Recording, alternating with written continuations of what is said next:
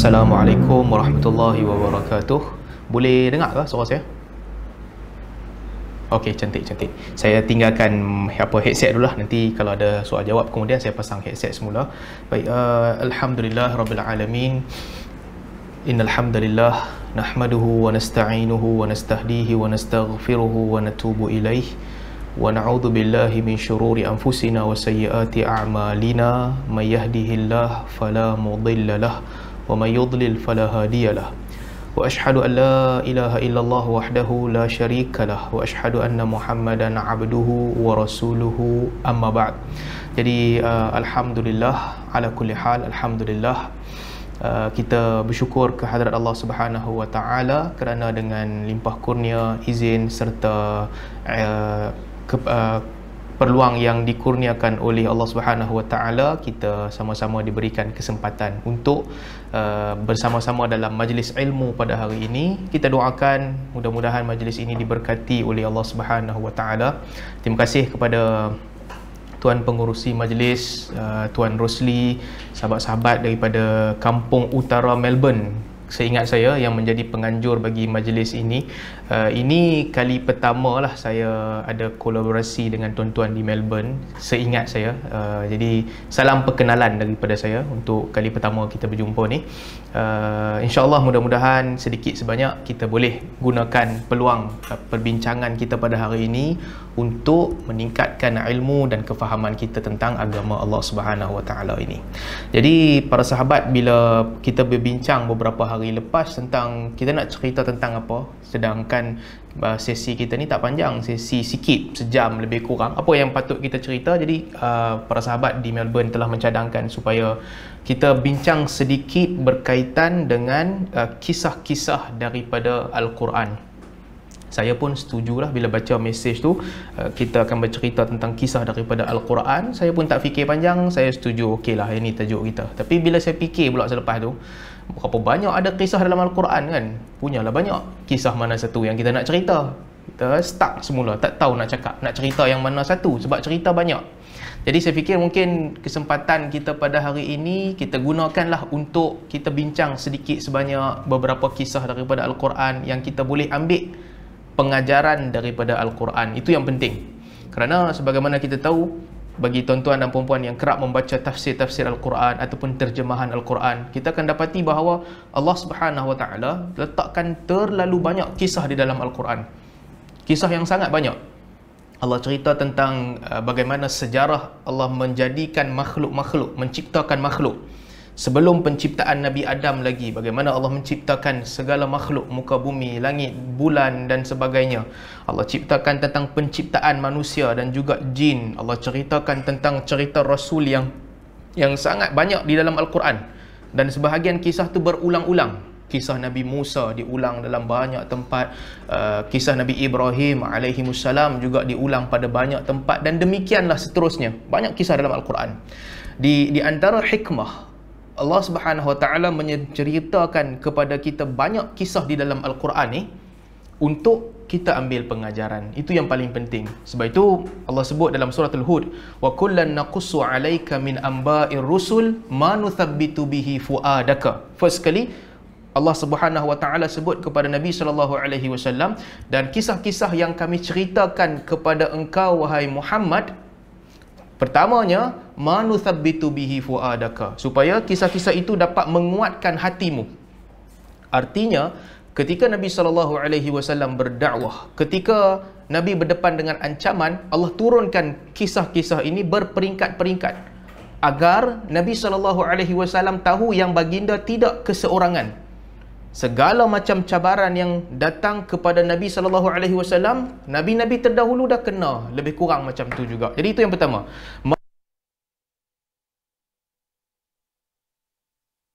Dan yang datang kepadamu ini adalah kebenaran. Wa mau'izatun, dan juga peringatan. Wa dzikra lil mu'minin, dan juga ingatan sebagai satu peringatan kepada orang-orang beriman. Jadi untuk Nabi sallallahu alaihi wasallam, Allah Subhanahu wa taala kata nuthabbitu bihi fuadak, agar kisah-kisah ini menenangkan dan mententeramkan hati Nabi sallallahu alaihi wasallam. Dan untuk kita yang datang kemudian, wa dzikra lil mu'minin, sebagai peringatan untuk orang-orang yang beriman. Boleh dengar ke suara saya? Mikrofon ni mungkin jauh sikit. Boleh start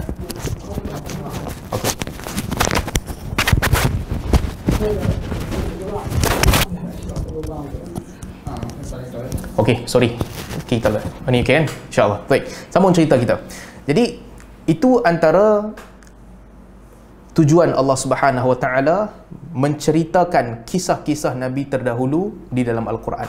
Demikian juga Allah Subhanahu Wa Taala bagi tahu kepada Nabi sallallahu alaihi wasallam tentang kisah yang ada dalam Al-Quran ni sebenarnya kisah yang disusun dengan sangat cantik dan sempurna. Ini bukan kisah yang saja diceritakan tak tentu hala supaya orang baca, tidak. Tapi dia disusun dengan susunan yang cantik dan sempurna. Susunan cerita dalam Al-Quran ni ada mukjizat.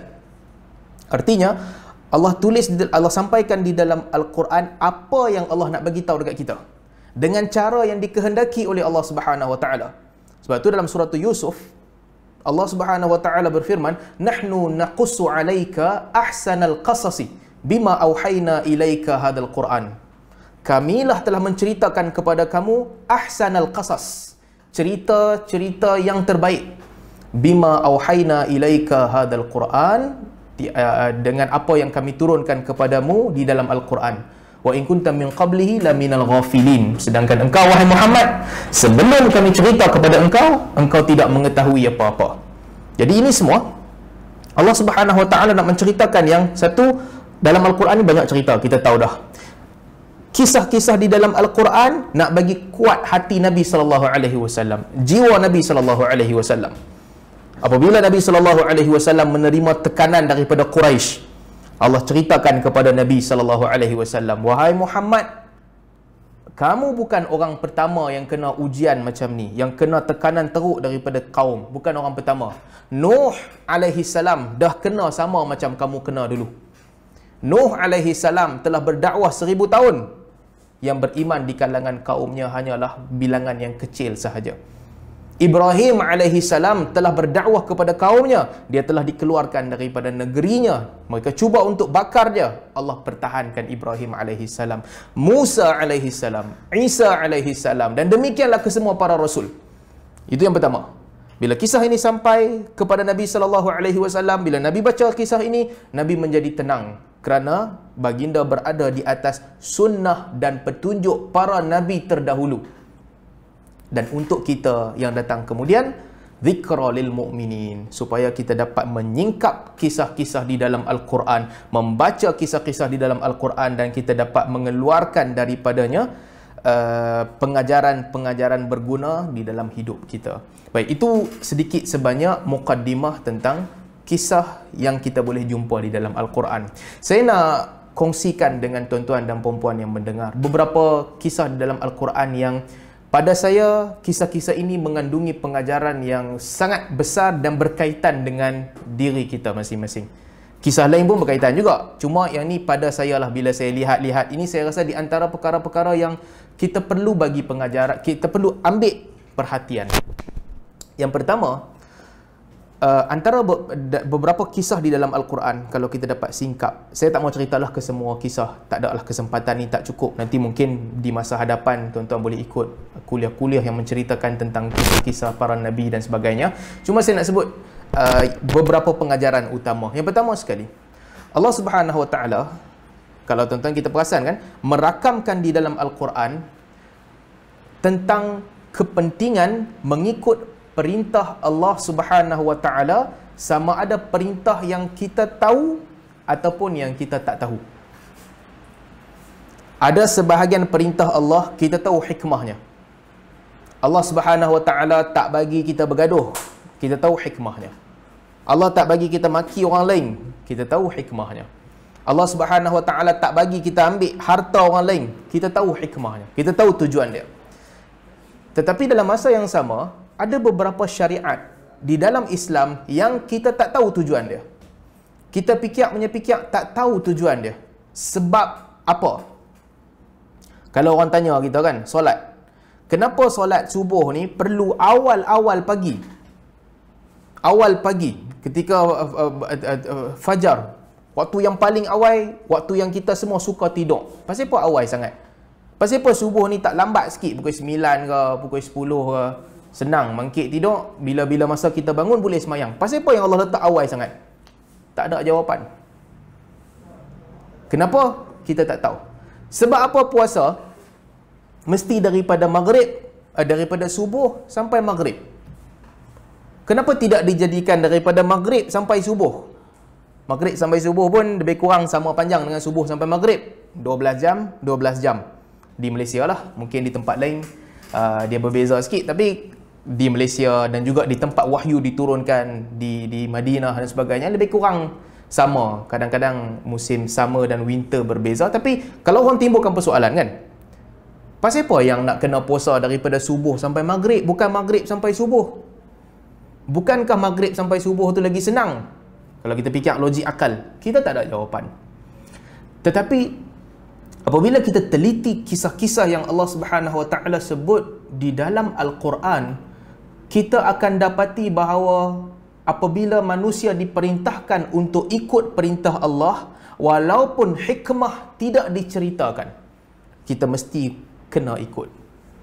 Sebab di balik perintah Allah itu ada maslahah lil ibad, ada kebaikan pada hamba-hambanya. Apa kisah paling besar? Kalau kita boleh kenang dan kita boleh ingat balik. Kisah Nabi Adam alaihi salam. Ini ujian pertama. Sebelum ujian sampai dekat masing-masing kita manusia, pengikut para rasul yang mai kemudian daripada Nabi Adam kan, dapat perintah daripada rasul kena buat sekian-sekian benda. Makhluk pertama di kalangan manusia yang Allah uji dengan syariat yang kita tak tahu, syariat yang tidak diketahui hikmahnya, syariat yang tidak diketahui tujuannya, adalah bapa kepada kita semua, iaitu Adam alaihi salam. Bagaimana Allah uji Adam AS? Ini menarik yang kita kena lihat. Kita tahu dah cerita ni semua. Cuma saya nak tekankan satu sudut yang kita kena faham dan kena lihat. Allah Subhanahu Wa Taala menciptakan Adam AS. Okey, Allah ciptakan Adam. Wa khalaqa minhu zawjah. Okey, wa khalaqa minhu zawjah.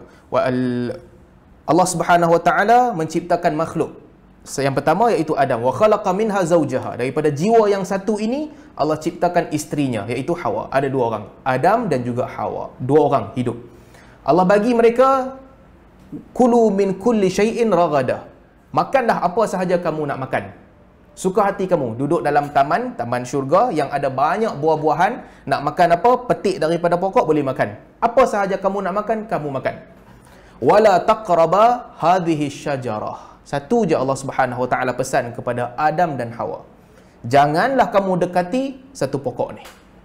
Pokok ni kamu jangan pergi dekat. Yang lain-lain, apa hampa rasa nak makan, hampa boleh makan. Suka hati hampa. Pokok ni jangan pergi dekat langsung. Jangan makan. Hikmahnya apa? Adam dan Hawa, kedua-dua mereka tak tahu hikmah. Ini ujian Allah Subhanahu Wa Taala kepada mereka berdua. Tapi untuk kita mengambil pengajaran. Baik. Dalam situasi kita tak tahu hikmah, sebab apa tak boleh makan pokok ni, maka di sini iblis datang. Iblis datang untuk menghasut Nabi Adam alaihi salam dan juga isterinya. Mudah nak hasut sebab apabila kita tak tahu hikmah, kita tak nampak hikmah, lalu hikmah itu diciptakan kepada kita, hujah-hujah diciptakan supaya nampak macam mungkin ini kot sebabnya. Dan apabila kita rasa kita boleh cabar sebab tu, manusia akan tergelincir. Dalam kehidupan kita banyak contoh-contoh begitu. Ada hukum, hikmah tidak diceritakan. Kita fikir, akhirnya kepala otak kita dapatlah satu benda hikmah. Kemudian kita rasa macam hikmah ni boleh capai dengan cara lain kot. Kita pun tak ikut hukum tu. Ini pengajaran pertama yang Allah Subhanahu Wa Taala nak cerita daripada kisah Adam. Fawaswasa lahuma syaitan liyubdiya lahuma ma wuriya anhuma min sawatihima. Maka syaitan telah menimbulkan rasa was-was kepada mereka berdua, Adam dan juga Hawa. Liyubdiya lahuma ma wuriya anhuma min sawatihima. Agar dijelaskan ataupun didedahkan aurat mereka yang terselindung, didedahkan aurat mereka yang tersembunyi. Waqala, nampak tak tujuan dia? Nak dedahkan aurat. Waqala, syaitan kata apa kat mereka? Ma nahakuma rabbukuma an hadhihi syajarah illa an takuna malakain au takuna minal khalidin.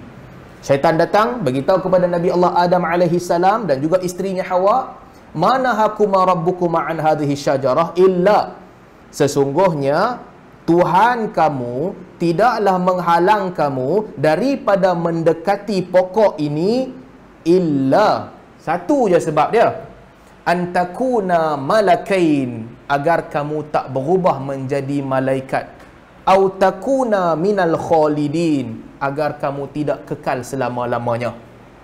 Fikir logik akal, tengok. Nabi Adam alaihi salam dan Hawa, mereka tahu kami ni bukan malaikat. Kami bukan malaikat.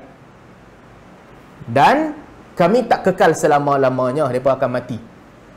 Itu mereka faham. Syaitan datang, fawaswasa lahuma. Syaitan menimbulkan rasa waswas kepada mereka berdua. Hampa tahu pasal apa hampa tak boleh makan pokok ni? Sebab kalau hampa makan pokok ni, hampa dua-dua akan berubah jadi malaikat ataupun kekal selama-lamanya. Betul tak betul? Tak betul. Tak betul. Demikian juga dalam hidup kita. Kadang-kadang hikmah-hikmah yang manusia duk cerita kat kita tak betul. Tapi kita terpedaya. Terpedaya. Maka akhirnya Nabi Allah Adam alaihi salam dan juga isterinya Hawa, mereka telah memakan buah yang dilarang oleh Allah Subhanahu wa taala, dan berlakulah kisah yang panjang yang kita tahulah. Allah Subhanahu wa taala turunkan mereka berdua ke atas muka bumi. Allah ajarkan mereka berdua akan kalimah untuk memohon maaf kepada Allah dan sebagainya. Cerita yang panjang yang saya tak nak ceritalah, nanti habis banyak masa di situ. Cuma pengajarannya, ini kita nampak satu pengajaran yang jelas. Kalau kita tak tahu hikmah daripada hukum Allah, kita tak tahu illah, sebab apa Allah turunkan hukum, janganlah kita bersikap untuk meninggalkan hukum hakam itu semata-mata kerana sangka kita tahu hikmah. Jangan begitu. Maka Allah Subhanahu wa taala telah rakamkan kisah ini agar kita boleh beroleh pengajaran. Kamu jangan tersilap langkah. Jangan sampai kamu rasa ini hikmah, kamu rasa hikmah ni macam tak kena dengan jiwa kamu, kamu langgar. Kerana hakikatnya apabila Allah Subhanahu wa taala perintahkan sesuatu, itulah yang terbaik. Kena buat dan kena ikut. Itu kisah Nabi Allah Adam alaihi salam yang mana Allah Subhanahu wa taala rakamkan di dalam Al-Quran. Apabila Allah perintahkan, tuan-tuan nak cerita sikitlah. Antara kita dan para nabi, kita ni diuji dengan ujian yang sangat ringan. Standard ibadah dan takwa kita ni sebagai manusia biasa dan juga para nabi alaihi wassalatu wassalam berbeza. Ramai di antara kita yang kita buat dosa kan? Kita buat dosa yang besar, kita buat dosa yang kadang-kadang dosa yang berterusan kita buat. Allah Subhanahu wa taala telah tutup aib kita. Allah sembunyikan. Tak ada siapa tahu. Kan, dosa-dosa kita yang tersembunyi, dosa-dosa kita yang menjadi tabiat, sebahagian daripada tabiat buruk kita, Allah tutup, tak cerita ke orang, siapa pun tak tahu. Itu antara rahmat Allah Subhanahu wa taala kepada kita. Allah tutup aib kita, Allah sembunyikan kesalahan kita. Dan Nabi SAW kata, Allah akan ampunkan dosa-dosa kamu illa al-mujahirin. Yang tidak diampunkan Allah adalah mujahirin. Para sahabat bertanya kepada Nabi SAW, mujahirin ni siapa? Kata Nabi SAW, orang yang buat dosa, dia pergi cerita ke orang akan dosa dia. Dia berbangga, cerita ke orang dosa yang dia buat, itu Allah tak ampunkan. Ni kita yang penuh dengan kelemahan, penuh dengan kekurangan dan sebagainya. Itu tentang kita. Nanti ada orang kata pula, macam tu kena tutup aib semua orang ke? Ini ada perbezaan pandangan pula. Ada kena tengok kesalahan tu apa. Sebab dalam hadis Nabi SAW pun kata juga, man satara musliman satarahullah. Sesiapa yang menutup, menyembunyikan kesalahan orang Muslim, Allah akan tutup dan sembunyikan kesalahannya. Ini tanggungjawab kita. Kalau kita nak supaya aib kita, dosa kita, kesalahan kita ditutup oleh Allah Subhanahu Wa Taala di akhirat, kita kena tutup aib dan kekurangan orang Muslim. Tapi ada pengecualian. Pengecualian dia apa? Apabila dosa itu dilakukan dengan menzalimi orang lain. Kalau ada pihak yang dizalimi, yang ni tak boleh tutup kesalahan. Kena dedahkan kesalahan itu agar kita melindungi orang-orang yang dizalimi. Dia beza ni, kena lihat. Sebelum kita nak sambung ni, kena lihat bezanya. Kalau orang tu dia cerita pasal makan benda haram, makan benda haram, sama kategori makan benda haram. Orang yang tabiat dia minum arak, dia duduk dalam rumah, dia minum arak seorang-seorang, siapa pun tak nampak, siapa pun tak tahu kecuali kita. Kita jiran dia, lalu sebelah rumah dia kita nampak botol arak duk ada, orang lain siapa pun tak tahu. Dia keluar rumah, dia pakai kepiah, dia pergi semayang. Dia balik rumah, dia kaki tunggang. Pak Agui punya duk tunggang. Kita seorang je tahu. Apa tanggungjawab kita? Kita tak boleh membuka aib dia. Itu dosa. Betul, itu dosa. Pergi bagi nasihat dekat dia. Kalau nak bagi nasihat, kalau tak mau bagi nasihat dekat dia, jangan hina dia di tempat terbuka. Jangan kutuk dia di tempat terbuka. Itu peribadi. Tapi berbeza dengan orang yang dia curi duit orang lain. Tiap-tiap hari dia pergi ke minimarket, dia curi Maggi satu, masuk dalam poket dia, balik rumah, dia makan. Awal-awal dia nak makan, lepas 3-4 bulan, stok Maggi penuh di rumah dia. Setiap kali pergi supermarket, curi Maggi. Kita seorang je nampak. Maka di sini, kita boleh dedahkan aib dia. Kita boleh bagi tahu kat tuan supermarket, si fulan ni duk curi hang punya Maggi, hang jaga. Dia suka curi Maggi hang jaga dengan dia. Ataupun kita boleh laporkan kepada pihak berkuasa. Sebab yang tadi itu dia dengan Allah Ta'ala, dia minum arak. Dosa. Tapi tak ada orang yang dizalimi melainkan diri dia. Jika dia bertaubat, mudah-mudahan Allah memaafkan dia dan mengampunkan dia. Tapi yang pergi curi Maggi kat supermarket ni, ini bukan lagi peribadi antara dia dengan Allah semata-mata. Dia telah mengambil hak makhluk lain. Maka dia wajar untuk didedahkan kesalahan dia. Dua orang yang berzina sebagai contoh, duduk dalam rumah, mereka dua orang berzina, tak ada siapa nampak, kita sahaja nampak, kita sahaja yang tahu. Kita boleh tegur dia kalau kita nak tegur dia, kita boleh tutup aib dia kalau kita nak tutup aib dia. Dua pilihan tu kita ada. Tegur dia pun boleh, tutup aib dia, duduk diam-diam pun boleh. Duduk diam-diam pun boleh, tegur dia pun boleh. Tapi tak boleh pergi jemput ramai-ramai. Seorang yang nampak, jemput 4-5 orang, mai tengok dia buat macam ni. Tak boleh kalau dia berzina.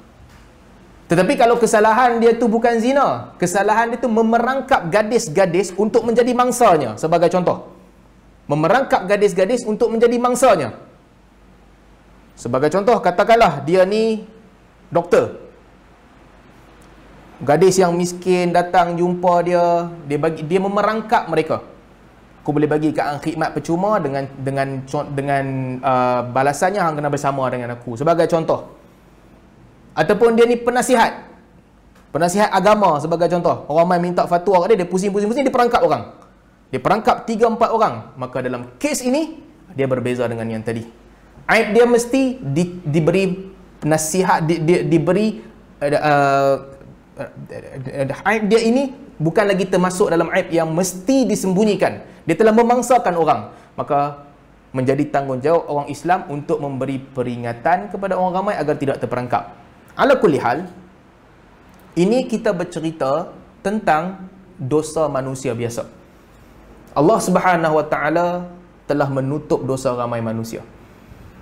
Tetapi kalau kita lihat bagaimana Allah Subhanahu Wa Taala meletakkan standard akhlak yang sangat tinggi terhadap para nabi, kita akan berasa takjub. Dan kesemua kisah-kisah ini dirakam di dalam Al-Quran. Bagaimana di dalam Al-Quran Allah menceritakan yang untuk kita ni lain. Tapi kalaulah para nabi alaihimus salatu wassalam melakukan beberapa perkara yang walaupun bukan dosa, para nabi tak buat dosa besar, dan pandangan yang kuat mereka juga tak buat dosa kecil, kalaupun bukan dosa, tetapi ada sahaja perkara-perkara yang dilakukan oleh para nabi yang mana perkara ini Allah Subhanahu Wa Taala tegur mereka. Sedikit sebanyak kekurangan, bukan dosa pun, Allah tegur mereka. Standard tinggi untuk para nabi. Meskipun perkara itu bukan dosa, harus. Tapi apabila para nabi melakukan sesuatu urusan yang mana berbeza dengan sepatutnya, Allah tegur mereka direct di dalam Al-Quran. Ini pengajaran yang kita boleh lihat. Di antaranya apa yang Allah Subhanahu Wa Taala sebut kepada nabi kita Muhammad sallallahu alaihi wasallam. Ini kisah yang sangat menarik untuk kita baca dan untuk kita ambil pengajaran. Allah Subhanahu Wa Taala meletakkan Nabi sallallahu alaihi wasallam sebagai ujian dalam satu situasi yang betul-betul menguji ketabahan Nabi sallallahu alaihi wasallam, pendirian Nabi sallallahu alaihi wasallam. Situasi sangat susah. Apa situasinya? Sehingga kata Aisyah radhiyallahu anha, kalaulah Nabi Muhammad sallallahu alaihi wasallam mahu menyembunyikan satu ayat daripada Al-Quran. Okey, lau katama Muhammadun sallallahu alaihi wasallam syai'an mimma uhiya ilaihi minal kitab lakatama hadhil ayah. Aisyah kata sebagai cara untuk membantah orang yang menolak Al-Quran ni, yang kata Quran ni Nabi buat dan sebagainya. Aisyah kata, kalaulah Nabi SAW betul-betul bersifat nak sembunyikan ayat daripada Al-Quran, maka ayat ini yang first kali Nabi akan sembunyikan. Sebab ayat ini, ikut perkiraan zahirnya, dia telah meletakkan diri Nabi SAW dalam situasi yang sangat sukar. Sangat sukar. Tapi kerana wahyu daripada Allah Subhanahu Wa Taala, maka Nabi SAW tak ada pilihan melainkan baginda terpaksa, berat hati ke, ringan hati ke, ayat Allah turunkan, Nabi mesti sampaikan. Aisyah kata, kalaulah Muhammad ni jenis nak sembunyi ayat, tak bagi tahu ayat dekat orang, maka ayat inilah first kali dia akan sembunyi. Sebab dia bagi bebanan yang berat kepada Nabi SAW. Tetapi baginda tidak sembunyikan dia. Ayat apa ni?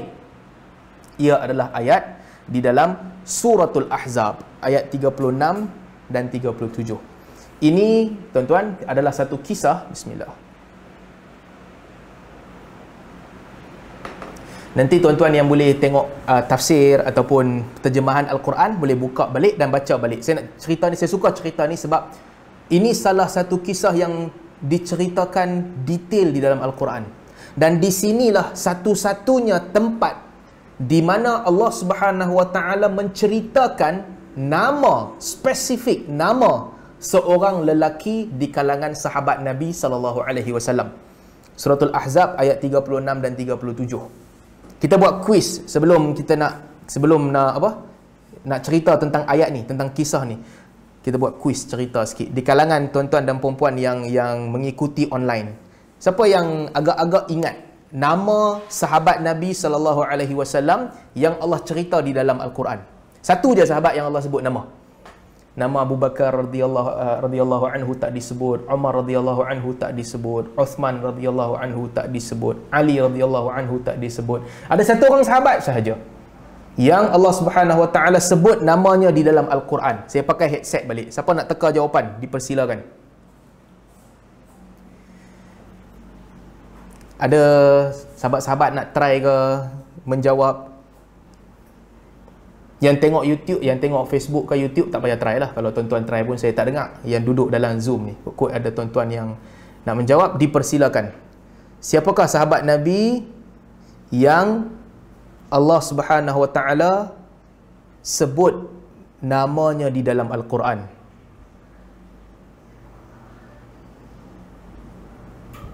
Kau orang tak dengar saya cakap ni? Boleh dengar ke?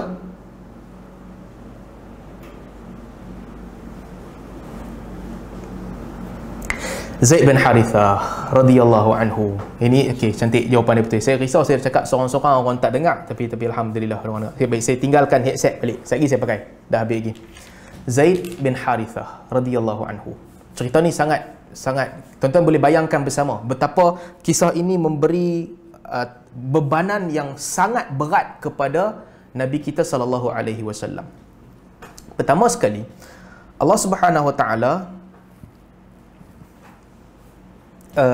setelah Zainab binti Jahsy. Zainab binti Jahsy ni adalah sepupu Nabi sallallahu alaihi wasallam, sebab ibunya Umaymah binti Abdul Muttalib, mak saudara Nabi sallallahu alaihi wasallam. Jadi Zainab adalah sepupu Nabi sallallahu alaihi wasallam. Zainab binti Jahsy daripada jalur ibunya. Baik. Nabi sallallahu alaihi wasallam ada seorang anak angkat yang sangat baginda sayang, yang bernama Zaid bin Harithah radhiyallahu anhu, yang sangat baginda sayang. Dan anak kepada Zaid bin Harithah ni kemudiannya Usamah bin Zaid radhiyallahu anhu, yang juga Nabi sallallahu alaihi wasallam sangat sayang. Dalam sebahagian riwayat disebutkan yang even sahabat-sahabat Nabi yang sangat dekat, sangat rapat dengan Nabi sallallahu alaihi wasallam, mereka nak jumpa Nabi sallallahu alaihi wasallam, mereka akan datang kepada Zaid bin Harithah ataupun Usamah bin Zaid, sebab dua orang ni sangat rapat dengan Nabi sallallahu alaihi wasallam. Kata Aisyah radhiyallahu anha, tidaklah Nabi sallallahu alaihi wasallam mengutuskan kumpulan untuk pergi berperang, tentera pergi berperang, kalau Zaid bin Harithah ada di situ, dia mesti akan menjadi ketua kumpulan tu. Nabi sangat sayang. Baik. Nabi sallallahu alaihi wasallam pergi jumpa Zainab binti Jahsy untuk meminang Zainab bagi pihak Zaid bin Harithah. Zaid bin Harithah adalah hamba lah, keturunan hamba. Zainab binti Jahsy keturunan pembesar Quraisy. Ibunya daripada Bani Hashim, pembesar Quraisy. Nabi berjumpa dengan Zainab. Nabi nak minang Zainab untuk Zaid. Asalnya Zainab binti Jahsy radhiyallahu anha tak nak. Biasalah hak orang, semua orang berhak untuk kahwin dengan sesiapa yang dia nak. Ini bukan kata resis ke apa ke tak, tapi semua orang dia nak kahwin dengan siapa, dia kahwin lah, dia pilih orang yang dia nak. Zainab tak nak. Cerita tentang resis ni saya teringat sikit. Baru ni saya ada satu perbincangan dengan kawan-kawan Arab. Kawan Arab tanya, Salman, orang Malaysia ni resis ke tak? Saya duk fikir-fikir nak jawab, resis ke tak? Saya kata adalah kot, resis sikit lah. Bab agama mungkin lah kita menganggap orang yang bukan Islam tak sama dengan kita yang Islam, sifat yang berbeza sikit, kita ada hak kelebihan kita. Yalah, kalau di sudut itu mungkin lah kot, itu bukan persoalan dia. Kawan saya tanya, dia kata tak, bukan maksudnya, sama-sama kamu orang Islam, ada resis ke tak? Saya kata tak ada. Seingat aku, kami tak ada resis, tak ada sikap kepuakan ni sesama kita orang Islam. Dia kata takkan tak ada, keturunan ni dengan keturunan lagi satu, kabilah ni dengan kabilah lagi satu, ada tak sikap berpuak-puak? Saya kata macam mana kami nak berpuak-puak? Kami tak tahu pun nama moyang kami yang kelima, keenam. Saya sendiri, Muhammad Salman, Muhammad Ali bin Idris bin Ma'arif. 4 orangnya, yang kelima, keenam, aku pun tak ingat. Kabilah pun kami tak ada. Nak resis macam mana? Oh, tapi Arab mereka resis. Mereka punya, kalau kita duduk dengan Arab, kita tahulah sama-sama keturunan, sama-sama kabilah, sama-sama kelompok. Dia punya sikap yang berbeza. Walaupun agama mereka sama. Asal daripada Arab, susah sikit nak bagi kahwin dengan asal daripada Afrika. Asal daripada Afrika, susah sikit nak bagi kahwin asal daripada Iran. Yang Arab kata, Afrika ni dulu mereka ni hamba kami, tak ada kahwin kami. Iran ni pula, mereka kata, mereka ni orang Parsi, bukan asal Arab, tak boleh kahwin dengan kami. Budaya begitu ada di kalangan orang Arab. Kabilah ni tak kena dengan kabilah tu. Mereka tanya saya, dekat Malaysia macam mana? Ada tak? Saya kata, saya ingat aku tak ada. Tak ada perangai macam ni. Di kalangan kita tak ada. Dia kata takkanlah tak ada. Mesti ada punya sikit. Saya duk fikir-fikir nak jawab. Adakah? Tengah terfikir. Adakah perangai orang kita yang bersikap resis ni? Saya ingat saya tak ada. Orang tu kalau dia bukan Islam kan? Dia masuk Islam hari ni, kita akan panggil dia Muslim. Kita anggap dia Muslim. Dia boleh sewa rumah kita, dia boleh makan sama dengan kita, kita boleh bagi dia kahwin dengan anak pinak kita. Muslim 100%. Tak ada beza dah. Kan? Kalau kita nak gajikan pekerja kan, kita tak bezakan ni mu'alaf ke ataupun ini Islam yang lahir Islam, tak ada beza. Hari ni dia masuk Islam, esok kita boleh bagi dia kahwin dengan adik-beradik kita. Normal, tak ada masalah. Saya fikir macam itulah. Kami tak resis. Sesama orang Islam tak ada. Dia tanya lagi, Baik, contohlah dia bagi contoh. Orang raja, anak raja, keturunan diraja di kalangan kamu. Okey? Anak raja yang hebat. Boleh tak anak raja ni nak kahwin dengan orang biasa, orang kebanyakan yang duduk di bawah-bawah? Saya fikir-fikir, memang ramai pun anak raja yang kahwin dengan orang biasa kan? Ramai je, macam-macam anak raja kahwin. Iyalah, ada yang kahwin dengan anak orang putih, ada yang kahwin dengan anak orang Arab. Tapi ramai yang kahwin dengan anak orang Melayu yang biasa. Kita biasa je, ada je anak raja kahwin dengan orang biasa. Dia ni tak puas hati. Dia nak buktikan yang setiap bangsa mesti ada resis bab bangsa walaupun sesama Islam. Dia tanya lagi, baik, anak raja, kalau anak raja di kalangan kamu, ada tak yang kahwin dengan orang biasa yang memang hodoh, tak cantik, yang tak cantik, tak elok, miskin, dia pergi kahwin dengan orang biasa yang memang semua orang pandang kata tak elok lah, dan juga miskin betul-betul, ada ke tak ada? Saya kata kat dia, kalau orang orang biasa ni, orang biasa, takkanlah hang nak pilih seseorang untuk hang kahwin yang hang tak suka. Pada pandangan hang tak elok langsung, pada pandangan hang tak suka. Kalau hang orang biasa pun tak kahwin dengan orang begitu, takkan nak suruh anak raja pula pergi kahwin. Ini bukan tanda resis ke tak, ini pilihan. Sampai sudah dia tengah pening. Betul ke dia ni tak resis? Tapi mungkin ada lah kot beberapa bab kita rakan-rakan kita yang tak ada kewarganegaraan. Ini mungkinlah rakan-rakan kita yang apa, kewarganegaraan dia tak sama dengan kita, mungkin ada di situ ada. Tapi saya ingat kalau warga Malaysia ni semua kuranglah sikit sikap begitu. Ala kulihat, balik kepada cerita kita tadi. Nabi SAW nak pergi minang Zainab binti Jahsy untuk Zaid bin Harithah radhiyallahu anhuma. Zaid dan juga Zainab. Zainab tak mau. Bila Zainab tak mau, Allah Subhanahu wa taala turunkan ayat dalam surah Al-Ahzab ayat 36. Wa ma kana lil mu'minin wala mu'minatin idza qada Allahu wa rasuluhu amran an yakuna lahumul khiyaratu min amrihim. Wa may ya'sillaha wa rasulahu faqad dhalla dhalalan mubina. Allah turunkan ayat. Dan tidak wajar bagi seorang mukmin lelaki dan seorang mukmin perempuan, tidak wajar bagi kedua-duanya, idza qadallahu wa rasuluhu amran, apabila Allah dan Rasulnya telah memutuskan sesuatu, an yakuna lahumul khiyaratu min amrihim.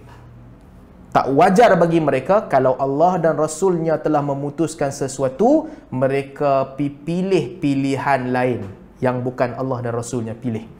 Wa may ya'sillaha wa rasulahu faqad dhalla dhalalan mubina. Sesiapa yang tidak taat kepada perintah Allah dan Rasul, maka sesungguhnya dia telah sesat dengan kesesatan yang jauh. Bismillah. Ini poin pertama. Allah turunkan ayat 36. Bagi tahu kepada Zainab, kalau Rasul memutuskan sesuatu, ia sama seperti Allah memutuskan sesuatu. Kamu kena taat perintah Allah dan kamu kena taat juga perintah Rasul. Walaupun mungkin Nabi SAW atas pandangan peribadi baginda, Nabi nampak macam Zaid ni kena dengan Zainab. Bukan wahyu pun. Mungkin bukan wahyu pun. Nabi nampak Zaid kena dengan Zainab. Nabi suka agar Zainab berkahwin dengan Zaid. Zainab tak mau, Allah turunkan ayat. Kalau Nabi putuskan sesuatu, itu sama macam Allah putuskan sesuatu. Ikut. Wa may ya'sillaha wa rasulahu faqad dhalla dhalalan mubina. Sesiapa yang tidak taat, yang melanggar perintah Allah dan Rasul, mereka telah sesat dengan kesesatan yang nyata. Zainab pun setuju. Berkahwinlah Zainab dengan Zaid bin Harithah radhiyallahu anhu. Mereka pun berkahwin dan hidup. Setelah lama mereka hidup bersama, tapi tak ada matching. Zainab keturunan bangsawan, Zaid keturunan daripada asalnya daripada hamba abdi. Tak matching, kehidupan tak matching. Ada ketidaksefahaman. Kedua-dua mereka beriman dan bertakwa kepada Allah Subhanahu wa taala, tapi tidak sekufu. Tak sekufu, ada masalah demi masalah. Ini penting. Ini ayat ni yang lagi penting ni, ayat yang ke-37. Allah Subhanahu wa taala tunjukkan kepada Nabi SAW di dalam mimpi baginda bahawa Nabi SAW akan berkahwin dengan Zainab binti Jahsy. Ni cabaran besar. Zainab binti Jahsy adalah isteri kepada Zaid bin Harithah. Zainab binti Jahsy dipinang oleh Nabi SAW untuk Zaid bin Harithah. Zainab tak mau kahwin dengan Zaid. Tapi Nabi telah influence Zainab. Allah telah turunkan ayat supaya Zainab hang kahwin dengan Zaid. Tiba-tiba Nabi SAW bermimpi yang baginda kahwin dengan Zainab. Tak kekacau? Kalau fikir logik akal kan? Apa nanti kata orang? Zaid tu anak angkat Nabi SAW. Apa nanti kata orang? Macam-macam terfikir. Orang anggap nanti Nabi sailang rumah tangga Zaid ke? Orang anggap nanti macam-macam terfikir. Kan? Kesannya besar. Ini bukan main-main, kesannya besar. Tapi Allah telah tunjukkan kepada Nabi SAW di dalam mimpi Nabi SAW, wahai Muhammad, hang akan kahwin dengan Zainab. Nak dijadikan cerita, tengok ni ujian yang Allah Subhanahu Wa Taala letak Nabi SAW di dalamnya. Allah nak letak Nabi SAW di dalamnya. Allah setting yang sangat mencabar untuk Nabi SAW. Barangkali itulah hikmah dalam ayat ni Allah sebut nama Zaid secara spesifik. Sebab ayat ni ayat yang sangat berat. Zaid bin Harithah datang kepada Nabi SAW. Lepas Nabi mimpi ni, Zaid bin Harithah datang kepada Nabi SAW. Dia minta consultation. Dia minta pandangan Nabi SAW. Ya Rasulullah, aku rasa aku nak menceraikan Zainab. Kami tak sesuai. Tak sekufu. Dia di utara, aku di selatan. Cara aku dengan cara dia tak kena. Aku nak menceraikan Zainab. Apa Nabi nak buat? Nabi mimpi. Dah mimpi dah Nabi akan kahwin dengan Zainab. Artinya itu akan berlaku. Zaid pula, lepas Nabi mimpi tu, datang jumpa Nabi SAW. Zaid kata, ya Rasulullah, aku tak boleh dah duduk dengan Zainab ni. Tak kena jiwa kami. Maka Nabi SAW, takkan Nabi nak cerita, tuan-tuan cuba bayangkan, takkan Nabi nak kata, oh sebenarnya hang cerailah Zainab, aku dah mimpi aku nanti kahwin dengan Zainab. Masya Allah, kalau kata begitu, kalau fikir logik akal kan, apa Zaid nanti kata? Apa orang ramai nanti kata? Berat nak buat pilihan tu. Akhirnya Nabi SAW pun buat satu pilihan diplomasi. Nabi buat satu pilihan diplomasi yang baik untuk Zaid. Nabi kata, amsik alaika zaujaka wattaqillah. Nabi pesan dekat Zaid, wahai Zaid, peganglah, simpanlah isteri kau elok-elok, wattaqillah, bertakwalah kepada Allah. Bertahanlah dengan Zainab. Jagalah Zainab elok-elok, bertakwalah kepada Allah. The moment Nabi cakap begitu kepada Zaid, peganglah isteri kau elok-elok, bertakwa kepada Allah. Allah turunkan ayat.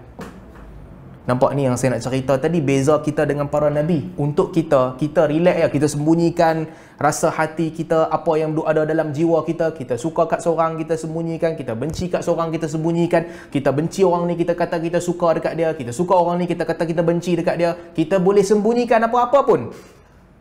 Tapi untuk Nabi SAW, orang kata nanti, alah seronok jadi Nabi dapat wahyu. Dia bukan tentang dapat wahyu. Standard akhlak yang Allah letak dekat para Nabi ni tinggi, kita tak boleh capai. Apabila Nabi SAW kata dekat Zaid, amsik alaika zaujaka wattaqillah, jagalah isterimu elok-elok dan bertakwa kepada Allah. Allah turunkan ayat, wa idh taqulu lilladhi an'ama Allahu alaihi wa an'amta alaihi. Dan wahai Muhammad, apabila engkau berkata kepada lelaki yang Allah beri nikmat kepadanya, nikmat Allah kepadanya, wa an'amta alaihi, dan engkau pun bagi nikmat kepadanya.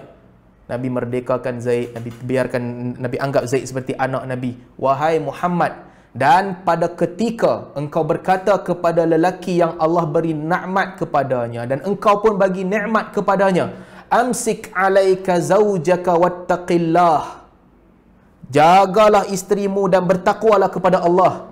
Wa tukhfi fi nafsika mallahu mubdihi, dan engkau sembunyikan dalam jiwamu wahai Muhammad apa yang Allah akan jelaskan dan bentangkan. Wahai Muhammad, engkau dah mimpi engkau kahwin dengan Zainab, awak tak payah abang dekat Zaid. Engkau sembunyi dalam jiwa kita, dalam jiwa engkau. Kita boleh fahamlah macam mana orang nak cerita situasi itu berat. Allah kata, wa tukhfi fi nafsika mallahu mubdihi. Engkau sembunyikan di dalam jiwa apa yang Allah akan dedahkan. Wa takhshan nas wallahu ahaqqu an takhsha. Engkau takut kepada manusia, sedangkan engkau lebih layak untuk takut kepada Allah. Engkau lebih layak dan lebih patut untuk takutkan kepada Allah daripada takutkan apa kata manusia nanti. Kemudian Allah ceritakan, falamma qada zaidun minha wataran zawwajnakaha likai la yakuna 'alal mu'minina harajun fi azwaji ad'iyaihim idza qadaw minhunna watara wa kana amrullahi maf'ula. Allah kata, dan apabila Zaid telah meninggalkan Zainab, mentalakkan Zainab, zawwajnakaha, kami akan kawinkan engkau dengan Zainab, agar supaya orang mukmin tahu bahawa tidaklah ada masalah pada mereka untuk berkahwin dengan bekas isteri anak angkat mereka. Wa kana amrullahi maf'ula, sesungguhnya urusan Allah akan tetap berlaku macam Allah nak. Tengok tuan-tuan, sikit punya berat. Arab jahiliah dulu mereka percaya isteri anak angkat sama macam isteri anak sendiri, tak boleh kahwin. Orang anggap benda tu berat. Sebagaimana bekas isteri kepada anak bapa tak boleh kahwin, demikian juga bekas isteri kepada anak angkat bapa tak boleh kahwin. Tetapi Allah Subhanahu Wa Taala mahu menukar hukum ini, mahukan agar hukum ini tidak diterima begitu, dan Allah tukar dengan cara yang sangat berat untuk Nabi sallallahu alaihi wasallam. Sampai Zaid datang, wahai Rasulullah, aku nak bercerai dengan Zainab. Nabi kata, amsik, jangan, peganglah Zainab, bertakwalah kepada Allah. Allah turunkan ayat, wahai Muhammad, kenapa engkau sembunyikan satu perkara yang Allah nak ceritakan?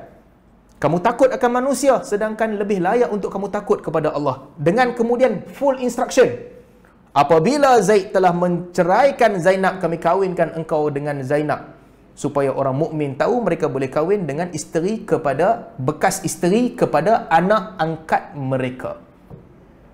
Sebab tu Zainab binti Jahsy radhiyallahu anha, beliau selalu ceritakan kepada isteri-isteri Nabi sallallahu alaihi wasallam yang lain, zawwajakum abaukum, kamu ini telah dikahwinkan dengan Nabi sallallahu alaihi wasallam oleh bapa-bapa kamu. Siapa kahwinkan Aisyah? Abu Bakar. Siapa kahwinkan Hafsah? Umar. Dan juga isteri-isteri yang lain, sama ada bapa mereka ataupun kalau mereka tawanan perang, Nabi kahwinkan, Nabi bayarkan mahar dan sebagainya. Proses biasa. Kata Zainab, zawwajakum abaukum, kamu dikahwinkan oleh bapa kamu. Tetapi aku dikahwinkan dengan Nabi sallallahu alaihi wasallam oleh Allah Subhanahu wa taala daripada atas 7 petala langit. Special case Zainab binti Jahsy radhiyallahu anha. Ini yang salah satu kisah yang Allah Subhanahu wa taala sebutkan di dalam Al-Quran. Kisah yang nak menggambarkan bahawa untuk para nabi, untuk Nabi Muhammad sallallahu alaihi wasallam, itu pun Nabi tak boleh buat apa, tak boleh sembunyi apa yang ada dalam jiwa. Wahyu dah sampai, mimpi dah sampai yang Nabi akan berkahwin dengan Zainab. Nabi sembunyikan mimpi itu, tak abang lagi, tak tahu macam mana nak abang. Itu pun Allah turunkan ayat terus untuk bagi tahu inilah realiti yang akan berlaku. Ini salah satu kisah yang kita boleh belajar dan kita boleh ambil iktibar daripada Al-Quran. Demikian juga dengan kisah para nabi yang lain. Antara yang seronok juga kan, bismillah, untuk kita baca. Tapi dah lama ni kalau cerita. Masalah saya tuan-tuan, bila masuk bab kisah ni, satu cerita ni jadi panjang. Kalau nak buka satu cerita lagi, mau 15-20 minit baru habis cerita tu. Dan tak apalah, saya bawa satu cerita lagi lah yang menarik untuk kita kongsikan, iaitu kisah Nabi Allah Daud alaihi salam. Ini kisah best juga ni, tentang Nabi Allah Daud alaihi salam. Baik, apa yang berlaku kepada Nabi Allah Daud alaihi salam? Ini ujian lah yang Allah turunkan kepada Daud alaihi salam. Pengajaran dia apa? Pengajaran dia untuk para nabi inilah, dia punya standard sangat tinggi dan sangat susah nak diikuti. Ujian yang datang kepada mereka, ujian yang sangat getir. Susah banding orang biasa. Nabi Allah Daud alaihi salam satu hari berdoa kepada Allah Subhanahu wa taala, "Ya Allah, Engkau bagi nikmat kepada keluarga Ibrahim dengan nikmat yang sangat besar. Engkau bagi nikmat kepada keluarga Ibrahim ni nikmat yang aku tak dapat nikmat tu. Power betul ya Allah bagi kat keluarga Ibrahim. Tapi Allah bagi bukan saja Allah bagi kat Ibrahim. Dapat Ismail alaihi salam, Allah perintahkan Ibrahim sembelih kepala Ismail. Sembelih. Allah takdirkan Ismail tidak meninggal dunia, Allah gantikan dengan kibash dan disembelihkan kibash. Susah ujian tu. Siapa boleh buat ujian tu? Hajar, isteri Nabi Allah Ibrahim alaihi salam, lama bersabar dengan Ibrahim. Anak tak ada, sabar punya sabar. Dapat seorang hamba yang nama Sarah, korbankan kepentingan dia sebagai isteri. Dia bagi Sarah kepada Ibrahim. Kahwinlah Ibrahim dengan Sarah agar dapat anak. Sabar lagi sampai dapat dah anak. Kahwin dapat anak. Walaupun mereka keluar daripada Palestin pergi ke Mekah. Hajar punyalah sabar, lama dia sabar sampai dia dah tua, umur 90 lebih, baru datang malaikat. "Wahai Hajar, kabar gembira untuk engkau. Engkau akan dapat Ishak." Lama bersabar, 90 tahun bersabar. Korbankan diri dia, bersabar bersama Ibrahim. Engkau akan dapat Ishak. Wa min wara'i Ishaq Ya'qub. Hang punya sabar, ganjaran dia bukan sekadar Ishak. Lepas Ishak akan datang pula Ya'qub. Hadiah lebih, hang nak anak, aku bagi anak yang jadi Nabi Ishak, dan aku bagi cucu yang jadi Nabi Ya'qub. Itu Allah sebut dalam Al-Quran. Dan lepas Ya'qub datang pula Yusuf.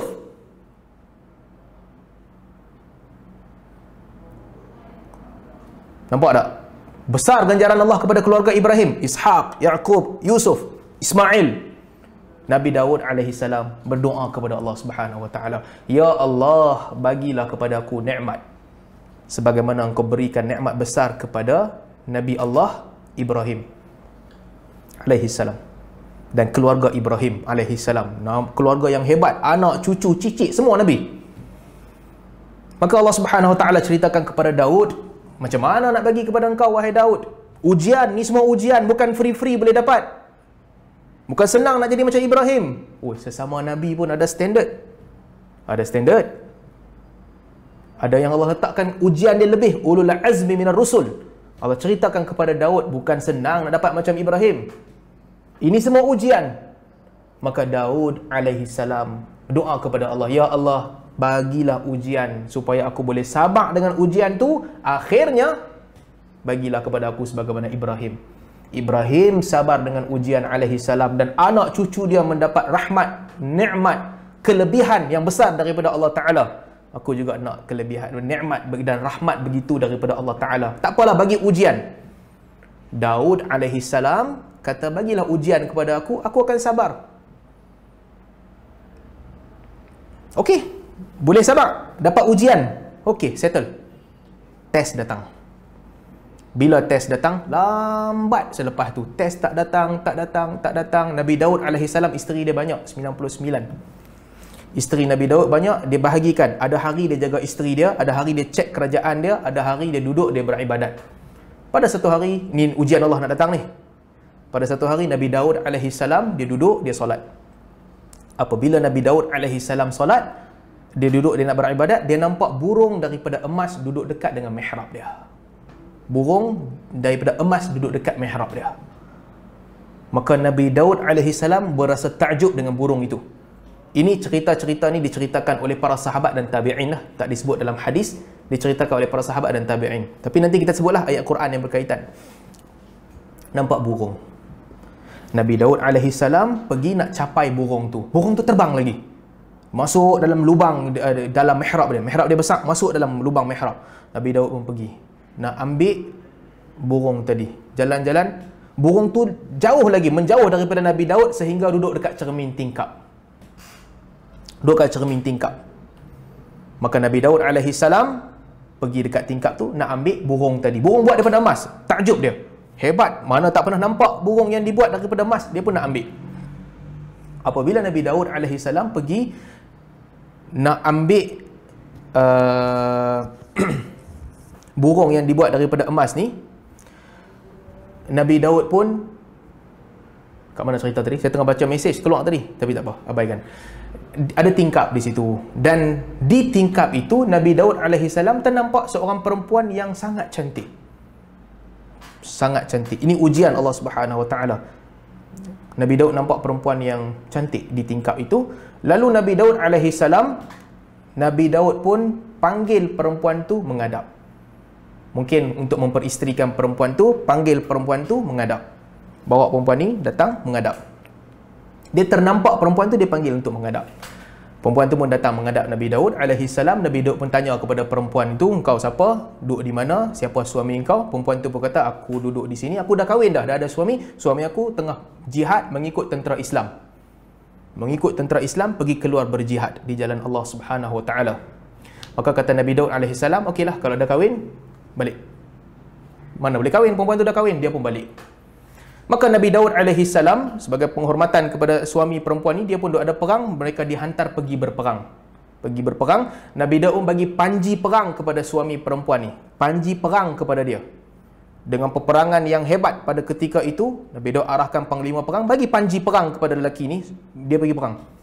Peperangan yang menang membawa hasil, kalah mati. Menang bawa hasil, kalah mati. Tapi di situ Nabi Daud alaihi salam terfikir, kalau suami dia mati, mungkin Nabi Daud boleh kahwin dengan dia. Ayat ini, cerita ni cerita yang antara satu kisah yang dalam Al-Quran ulama khilaf sangat besar. Tapi Nabi Daud tak buat apa-apa kesalahan pun. Tak ada. Sebagaimana kata Ibnu Arabi dalam Ahkamul Quran, Nabi Daud tak buat salah apa pun. Sebab pada pandangan Nabi Daud tak ada apa. Laki dia memang pergi perang, cuma jauh di sudut Nabi Daud alaihi salam, kalau suami dia mati di medan perang, Nabi Daud boleh kahwin dengan dia. Ditakdirkan Allah Subhanahu Wa Taala.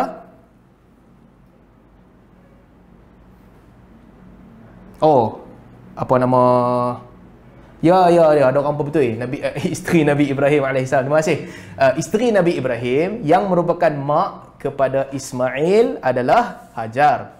Saya salah sebut tadi. Terima kasih yang betul. Mak kepada Ishak dan Yaqub, cucu Yaqub cucu adalah Sarah. Terbalik sebut nama. Minta maaf tadi siapa yang dengar terbalik sebut nama. Sila betulkan dalam ingatan tuan-tuan dan puan-puan. Biasalah tersalah sebut, tersasul. Terima kasih Hikam tolong bagi tahu. Baik, balik kepada cerita kita. Kat mana tadi? Nabi Daud alaihi salam. Ditakdirkan Allah Subhanahu Wa Taala, perempuan itu suami dia mati di medan perang. Lama lepas tu dah mati di medan perang, Nabi Daud pun kahwin dengan perempuan tu. Apa kesalahan Nabi Daud buat? Tak ada salah apa pun. Dia ternampak perempuan tu, bukan dia nak pergi tengok. Dia panggil perempuan tu. Perempuan tu kata dah kahwin. Nabi Daud kata dah kahwin. Nabi Daud alaihi salam kata dah kahwin, hang pi balik, selesai. Dah kahwin punya pasal. Cuma di sudut fikiran Nabi Daud fikir, kalaulah laki dia mati nanti mungkin aku boleh kahwin dengan dia. Laki dia di medan perang. Ditakdirkan laki dia mati. Nabi Daud pun kahwin dengan dia. Kemudian Allah Subhanahu Wa Taala cerita dalam surah As-Sad.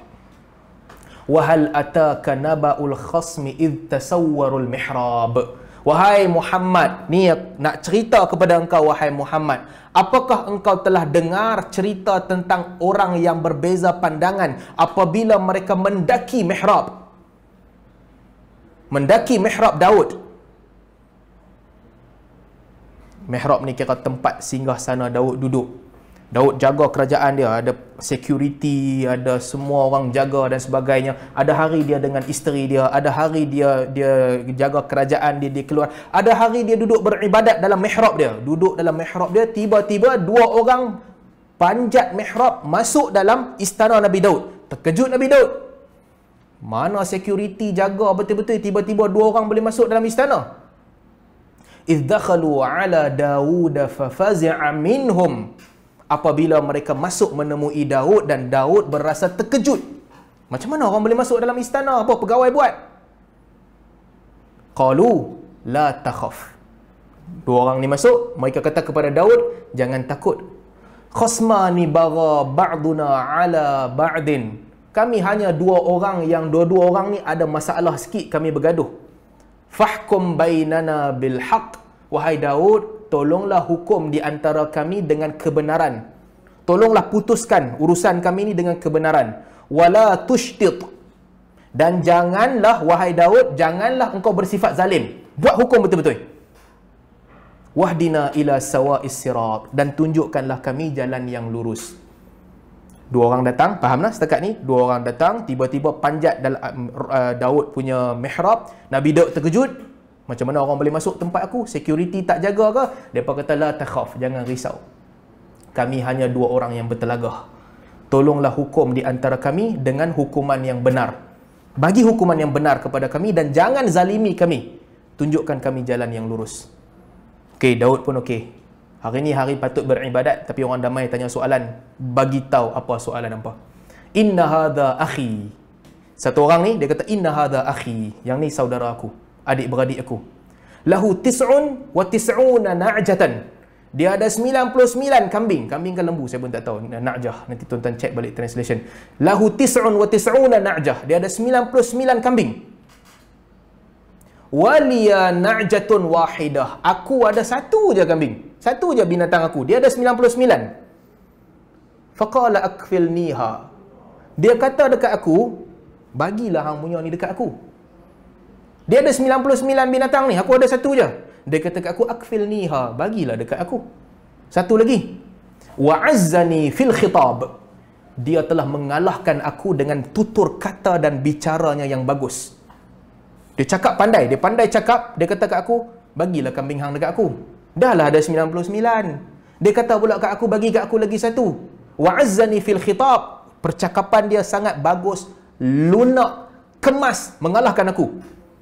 Bila Nabi Daud AS dengar soalan ni, dengan mudah jawapannya. Clear lah kan? Hang dah ada 99 kambing, hang nak pergi ambil dia ni punya kambing pasal apa? Qal, laqad zalamaka bisu'ali na'jatika ila ni'ajih. Kamu telah menzalimi dia dengan nak pergi campur 99 kambing kamu dengan satu yang dia punya nak ambil buk masuk sekali. Kamu telah berlaku zalim, kata Daud AS.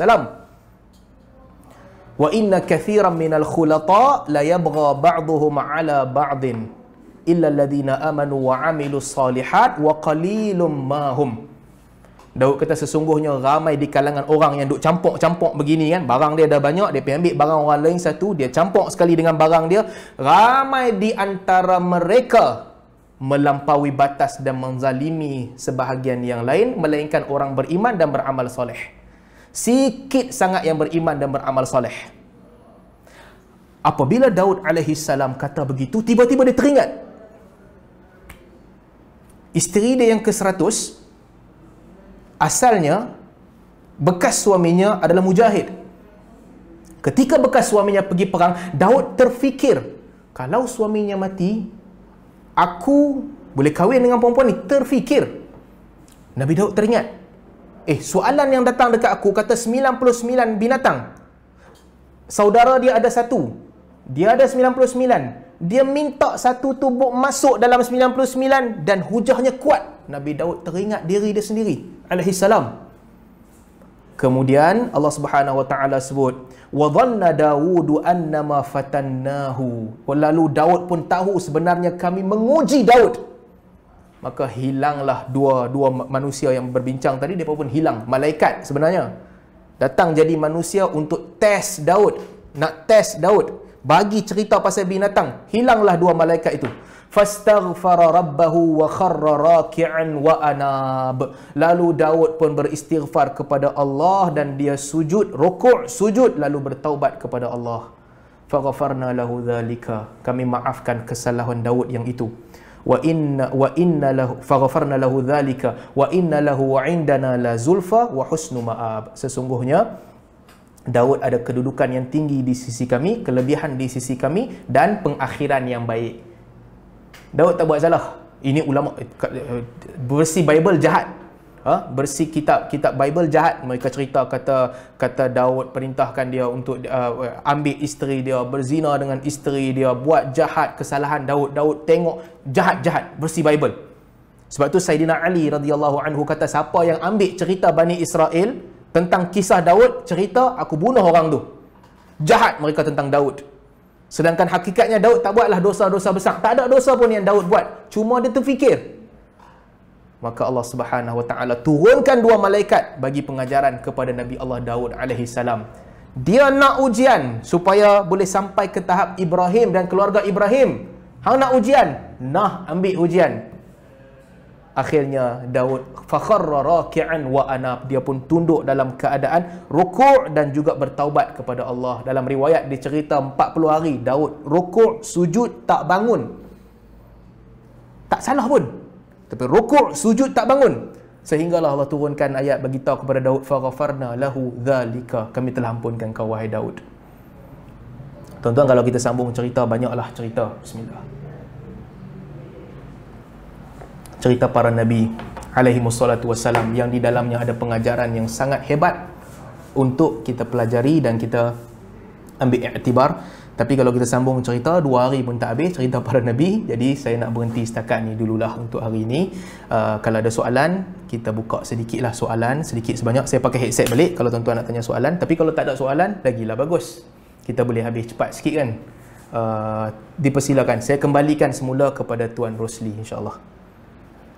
Jazakumullah khair Ustaz. Terima kasih. Sementara kalau sesiapa yang ada soalan boleh ajukan direct pada Ustaz ataupun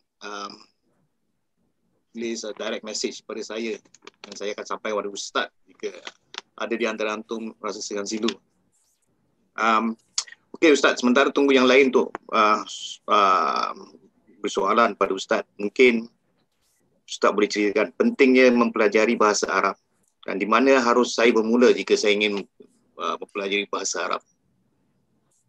Allah Ta'ala lupa soalan ni dah tanya awal dah, tapi saya terlupa nak jawab masa kuliah. Ini baru nak jawab. Baik, sorry saya terlupa nak sentuh dalam kuliah tadi.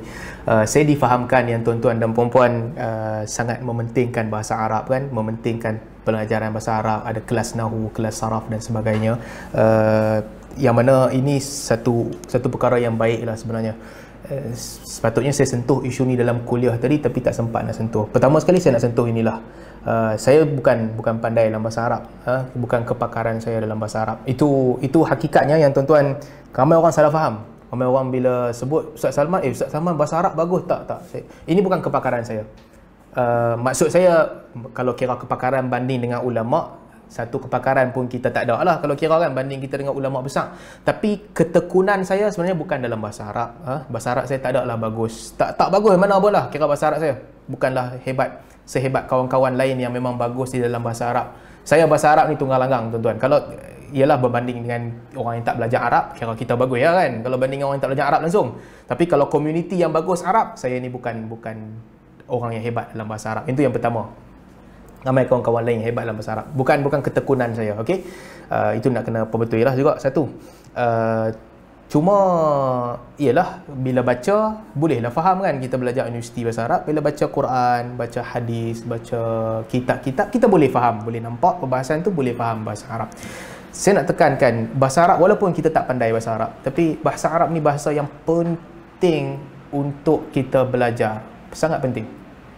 Ada benda yang wajib untuk kita pelajari, iaitu sehingga kita faham maksud bacaan-bacaan wajib di dalam solat. Itu wajib, mesti belajar sampai tahu. Alhamdulillahirabbil alamin, arrahmanir rahim, maliki yaumiddin, iyyaka na'budu wa iyyaka nasta'in, ihdinas siratal mustaqim, sampai habis Al-Fatihah. Apa lagi? Allahu akbar. Apa lagi? Ini semua wajib dipelajari. At-tahiyatul mubarakatus salawatut tayyibatu lillah, wajib belajar maksudnya. Minimum requirement. La ilaha illallah Muhammadur Rasulullah, kena faham maksudnya. Tak faham tak boleh, mesti faham. Tapi lebih daripada itu, tentang bahasa Arab, apabila kita pelajari bahasa Arab, kita akan dapat nikmat. Pada saya lah, ini antara nikmat yang paling besar mungkin yang Allah bagi kepada saya, boleh faham Arab. Nikmat paling besar. Sebab dia unlock kita punya kemampuan untuk memahami banyak benda di dalam agama ini. Banyak perkara dalam agama ini kita telah pun membuka potensi kita untuk faham dengan mempelajari bahasa Arab. Kita solat di belakang imam. Solat di belakang imam kita boleh faham. Kita pun tak faham setiap patah perkataan. Ada benda kena rujuk kamus. Tapi konteks ayat tu boleh faham. Ini nikmat yang besar. Kalau dalam Quran kan, nikmat yang besar. Sebab pengajaran Al-Quran tak putus-putus. Berterusan. 30 kali kalau orang tu boleh khatam Al-Quran, 30 kali khatam Quran, sampai kali ke-31 akan ada ilmu baru yang dia dapat daripada Al-Quran yang sebelum tu tak dapat. Akan ada fikir, dapatlah hikmah, kelebihan, ilmu, kefahaman baru yang 30 kali khatam tak dapat, kali ke-31 baru dapat. Jadi memahami bahasa Arab untuk memahami Al-Quran adalah sangat-sangat penting, membantu kita. Itu belum masuk lagi tentang baca hadis, boleh faham hadis, baca kitab yang ditulis oleh para ulama, sedikit sebanyak bila baca boleh faham. Ini semua potensi-potensi ini memerlukan kefahaman bahasa Arab. Bahasa Arab penting, tapi tak wajib, penting, dan dia menyeronokkan.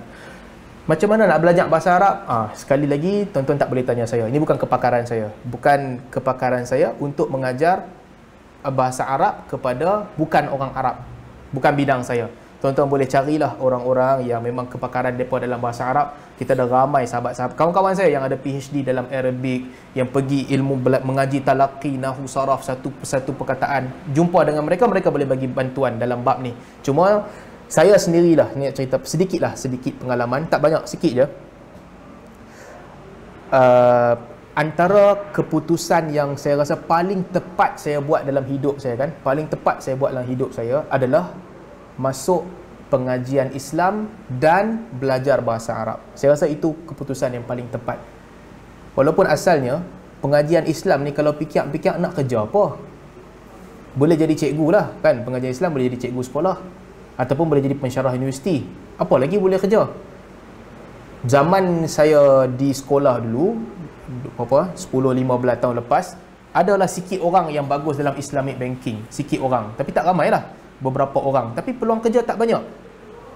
Kalau fikir peluang kerja tak banyak, tapi Alhamdulillah saya telah pilih satu keputusan yang pada saya keputusan yang sangat saya suka sampai ke hari ini. Ketika umur 17, lepas SPM, pilih untuk masuk universiti belajar pengajian Islam.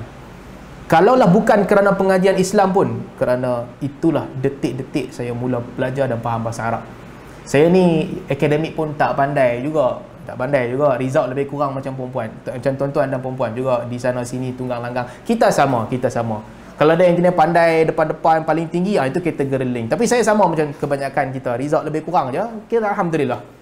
Boleh kira boleh masuk universiti. Tapi ada satu subjek yang saya bagus lah. Ni bukan nak puji diri sendiri, nak cerita sikit apa yang berlaku dulu. Iaitu account, prinsip account saya pandai. Belagak lah pula saya pandai. Bukan saya pandai, result saya bagus lah bab tu. Saya ingat percubaan SPM saya, prinsip account dapat 98 per 100. So prinsip account ni memang confident, SPM mesti dapat 100. Saya pun tak tahu macam mana, buat jadi je. Kan kira ledger tu kan, kira sama je. Cikgu saya Sri Ram, dia ingat saya. Sri Ram ni cikgu orang Hindu yang mengajar sekolah Al-Masyhur. Mesti dia ingat saya. Antara best student dalam akaun lah. Percubaan SPM 98 kot. Memang kira power lah akaun kan. Bukan nak bangga. Bab lain saya sama macam tuan-tuan. Tak apa pandai kot. Bab tu je pandai. Tapi bila masuk universiti, duk fikir antara dua. Kalau belajar akaun, aku boleh jadi accountant tu. Kira nampak lah tanjak sikit-sikit boleh jadi accountant. Admat memang tak pandai lah. Lingkup, tunggang langgang. Akaun nampak aku boleh jadi accountant tu kalau belajar. Satu lagi, Islamic study. Belajar agama. Belajar agama adalah kerja. Tengok time tu minat Dr. Mazhar kan, Dr. Asri tengok boleh jadi macam dia kot. Dia tak jadi mufti lagi masa tu, pensyarah universiti. Boleh jadi pensyarah universiti kot paling tinggi. Account, boleh jadi accountant. Satu keputusan yang paling tepat saya buat ketika itu adalah belajar Islamic study. Belajar ilmu agama.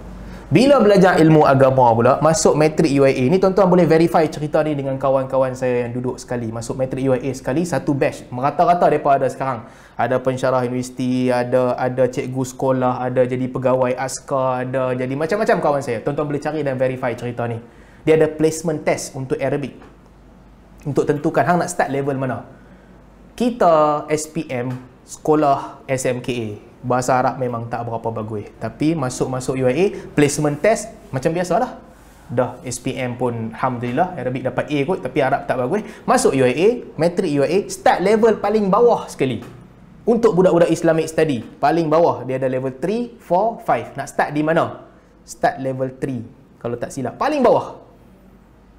Tapi bukan saya seorang je tak cerdik time tu, ramai tak cerdik, majoriti memang duduk bawah. Adalah sikit yang start level 4, mereka power gila bahasa Arab. Ada 2-3 orang yang start level 5 terus, power betul, kira hebat lah bahasa Arab. Saya ingat dalam kawan-kawan saya yang tak perlu exempted ni tak payah ambil bahasa Arab, dia boleh terus start kuliah. Seorang je yang saya ingat, kawan saya Dr. Ikhwan Abdullah, lecturer UiA sekarang. Tuan-tuan boleh cek cerita dengan dia ataupun kawan-kawan yang lain. Saya start level paling bawah, level 3, paling cikai lah orang kita.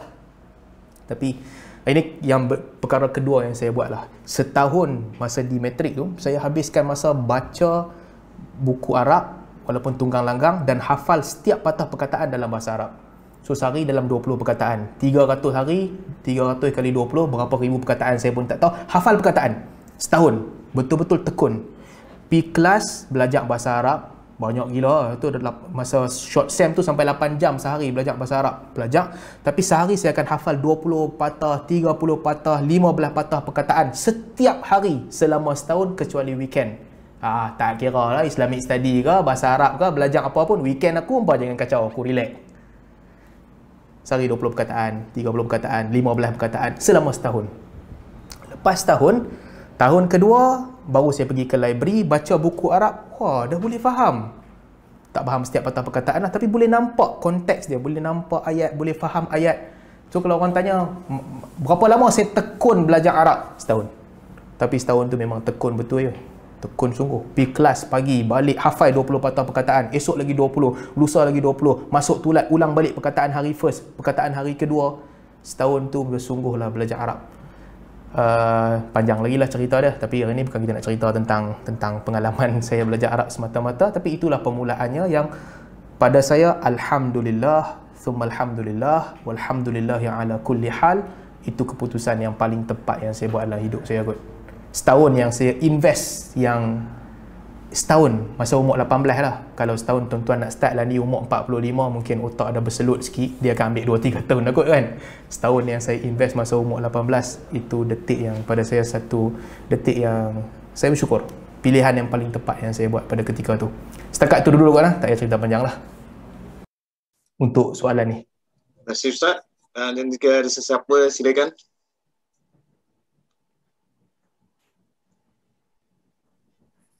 Assalamualaikum Ustaz. Waalaikumsalam warahmatullahi. Ustaz, tadi Ustaz ada bagi contoh tentang seorang yang mencuri Maggi tu. Betul tak Ustaz? Ya. Ini soalan saya. Ada seorang kerana lapar, sebelum beliau mencuri, memetik buah, telah meminta izin pada yang punya, tapi tidak dibenarkan. Lalu dia tetap memetik buah itu juga. Adakah dia mencuri Ustaz?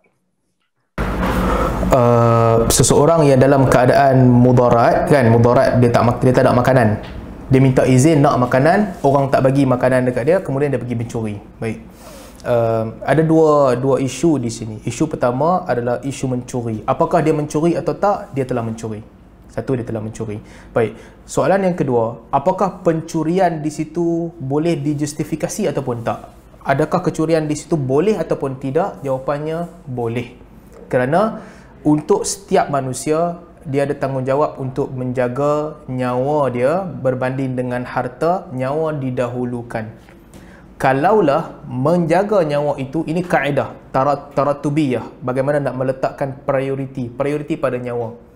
Kalaulah satu tindakan yang diambil, kalau dia tak ambil tindakan itu akan mengorbankan nyawanya, maka pada ketika ini dia boleh mengambil tindakan itu untuk menyelamatkan nyawanya. Dia boleh ambil tindakan itu untuk menyelamatkan nyawanya.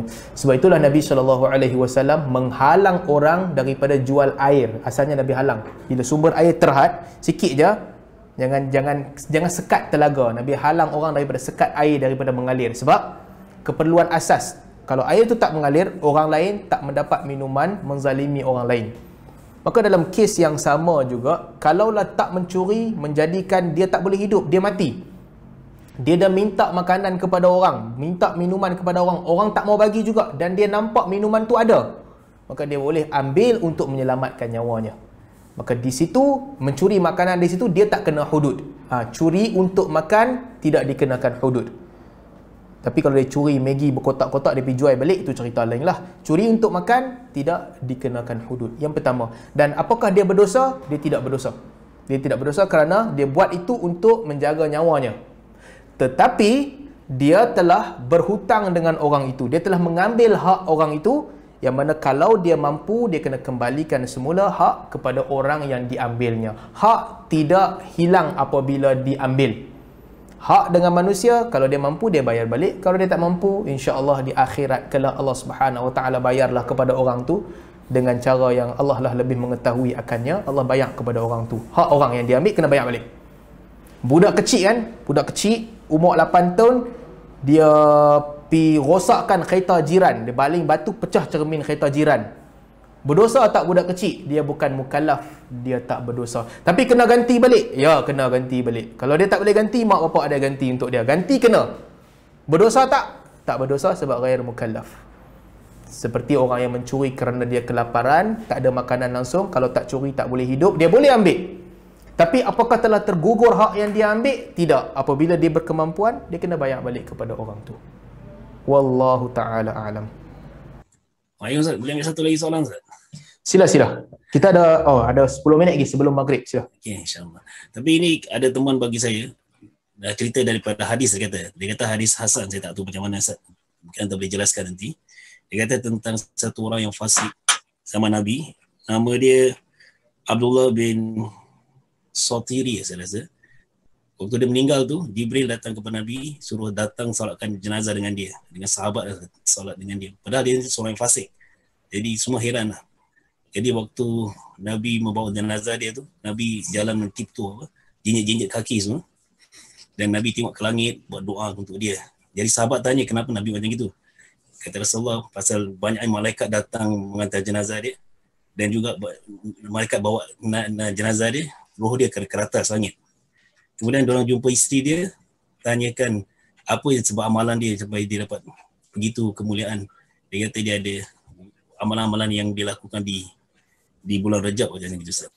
Boleh dapat jelaskan sikit tentang hadis ni, kira satu hadis, kalau tadi soal satu hadis ni. Allah.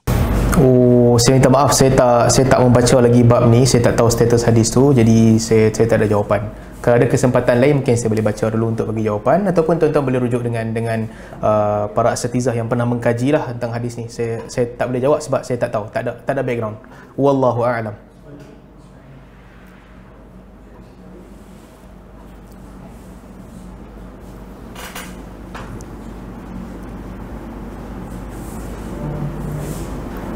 Okey kot lah kita. Waalaikumsalam warahmatullahi. Ustaz lagi satu Ustaz. Ya, silakan. Mengapa Allah sering menyebut dirinya kami dalam Al-Quran? Boleh Ustaz terangkan? Kami di dalam Al-Quran, perkataan nahnu bukan bererti banyak semata-mata. Dia tak bererti begitu. Tapi gaya bahasa Arab, kadang-kadang digunakan kami untuk ta'zim, sebagai sesuatu yang dimuliakan, dianggap mulia, digunakan perkataan nahnu. Kadang-kadang untuk menggantikan ana. Itu biasa. Itu kaedah bahasa Arab, bukan bererti syirik, bukan bererti ada satu makhluk yang sama dengan Allah. Ini gaya bahasa yang memang telah digunakan sebelum daripada itu, daripada zaman jahiliah lagi digunakan. Kadang-kadang bahasa ni dia tak boleh difahami secara literal. Tak boleh kata ana sentiasa maksudnya seorang, nahnu sentiasa maksudnya ramai. Tak, ia mesti dibaca berdasarkan konteks kefahaman masyarakat itu. Budak di sebelah utara kan, kalau sebagai rendah diri budak-budak bila cakap dengan orang lebih besar, kadang-kadang ataupun sesama orang perempuan, mereka akan kata kami lapak lah, kami lapak. Contohnya, dia bukan nak kata kami ramai-ramai lapak, dia seorang je lapak, dia bahasakan diri kami, contohnya, padahal dia merujuk kepada seorang. Demikian juga kita tak boleh judge sebab pasal apa hang kata kami. Sedangkan hang seorang je. Tak, bukan begitu. Bahasa mesti difahami dalam lenggok penutur bahasa itu. Dan bahasa Arab Fushah adalah bahasa Arab yang di dalamnya diturunkan Al-Quran. Mana datang bahasa ni? Ia adalah lenggok bahasa yang digunakan oleh Quraisy. Dan lenggok Quraisy pada ketika itu menganggap perkataan nahnu tidaklah semestinya bererti banyak. Kadang-kadang dia bererti aku, tapi dengan ta'zim, dengan penuh kehebatan dan kebesaran digunakan perkataan nahnu. Sama seperti mana kita mengucapkan Assalamualaikum. Kita jumpa seorang je, kita tetap kata Assalamualaikum. Kita tak kata Assalamualaika. Kita tak kata Assalamualaiki untuk seorang perempuan. Kita generalize Assalamualaikum. Maksudnya apa? Maksudnya orang yang kita cakap. Kalau ramai, aku tuju kat hampa semua. Kalau hang seorang, aku tuju kat hang seorang. Tapi aku tetap mengucapkan Assalamualaikum. Konteks begitu. Demikian juga apabila Allah Subhanahu Wa Taala menggunakan nahnu. Nahnu nazzalna al-Quran. Kami turunkan Al-Quran. Nahnu naqussu alaikal qasas. Kami ceritakan kepada kamu qasas. Itu bukan bererti banyak. Ia bererti Allah Subhanahu Wa Taala menggunakan perkataan nahnu sebagai tanda ataupun sebagai gaya bahasa yang menunjukkan kebesaran Allah Subhanahu Wa Taala. Wallahu a'lam.